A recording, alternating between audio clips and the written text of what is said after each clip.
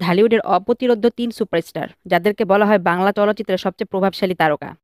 শাবানা, তাকে বলা হয় বাংলা চলচ্চিত্রের মহানায়িকা। ৬০ দশক হতে ৯০ দশকের প্রথম ভাগ পর্যন্ত ছিল তার প্রভাব। তিনি তার সময়ের সবচেয়ে পাওয়ারফুল ও সবচেয়ে বেশি পারিশ্রমিকের অভিনেত্রী ছিলেন। শাবনূর, তাকে বলা হয় বাংলা চলচ্চিত্রের সম্রাজ্ঞী। আনার পর শাবনূরই একমাত্র অভিনেত্রী যিনি দর্শক হৃদয়ে সবচেয়ে বেশি প্রভাব ফেলতে পেরেছেন। পরবর্তী সময়ে সবচেয়ে দক্ষ অভিনেত্রীও বলা হয় তাকে। জনপ্রিয়তায় তাকে বাংলার সেরা নায়িকা ধরা হয়।